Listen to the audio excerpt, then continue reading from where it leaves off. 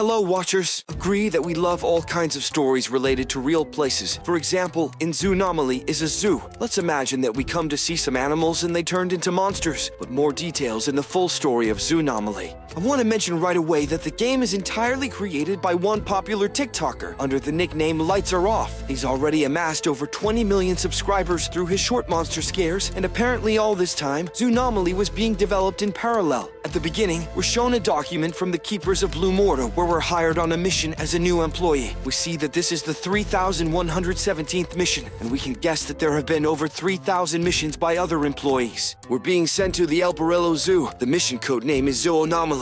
Our name is hidden in the document, apparently to keep us anonymous for the assignment, and in the event of a data breach, no one would know the name of the person doing the mission. Then we are told what happened in the zoo. It was taken over by monsters from another dimension called Blue Mortar. Not much is known about this dimension, but we can assume from its name that it's associated with a plant bloom, pollen, which, when exposed to the body of a living thing, causes some sort of mutation, and that's where the monsters come from. Also in support of this, we have a weapon in the shape of a petal in our hands, and at the base of the zoo is an entire flower-shaped machine that sprays its abnormal pollen. Our main weapon reproduces the bright light from the bulbs, thereby temporarily blinding monsters. The machine also creates a bright glow, like it reproduces light energy to keep the bloom going. According to the document, someone broke the key into 20 shards, without which we can't get to this machine and turn it off. But to collect all the shards of the key, we're going to have to go through puzzles someone built earlier, presumably to make it harder for the employees to collect the pieces. We can deduce that one of the employees has sided with the monsters, as evidenced by the signs at the very entrance to the zoo. A huge Zoonomaly sign. It says, "My children lives here. Leave us alone. Stay away." To avoid encounters with monsters, we have a weapon called the Bloom O Bang. Its powerful light stream scares away monsters and gives us some time to escape. The weapon also repels physical objects and helps us move forward. The weapon has a scanner that helps us see in the dark, as well as illuminate monsters in the zoo and find the bright lights from the shards to locate them. The weapon is charged with regular light bulbs that can be found throughout the zoo.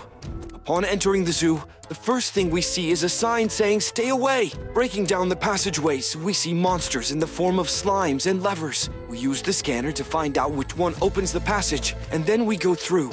In front of us is a huge Zoonomaly sign, and underneath it are scattered letters of the real name of the El Borrello Zoo, which confirms that some employee is on the side of the monsters. Another inscription tells us that someone wants to build a shrine here, and then another sign that says, "Stay away from my children." As we explore the zoo, we will encounter friendly and hostile monsters. Some won't touch us or try to hurt us, and others will act like predators and try to attack us right away. The first one we meet is a monster patrolling the zoo, which tells us that the pollen from the flower also affects people, not just animals, and turns them into monsters. Not friendly monsters, much scarier, like a giant Slenderman bear, monkeys that will drive us crazy. In a huge enclosure swims a giant fish, which amazes with its size. There's also a big rabbit who doesn't like bright lights and constantly closes his eyes. After we collect all the shards, the door to the flowers machine will open. Our job is to turn it off to stop the pollen spreading, but we're prevented from doing so by a huge cat guarding the machine. As we fight the cat, we gradually turn on the right levers to open the door to the machine, and once we turn the machine off, our mission is accomplished. This machine was the energy that kept the monsters in the zoo and kept them from returning to their Blue Mortar dimension. We can now confirm that a member of the Blue Mortar Keepers created this device so that he could have his own sanctuary, made up of what are supposed to be his children, the monsters. Now all the monsters return to their dimension, and we get a new document from the Keepers of Blue Mortar. It says that the mission has been successfully completed, that all the monsters have returned to their dimension, and the team has been dispatched to investigate the disabled flower machine, and that work has begun to rebuild the zoo. A message from Mission Director Ellis Entelman,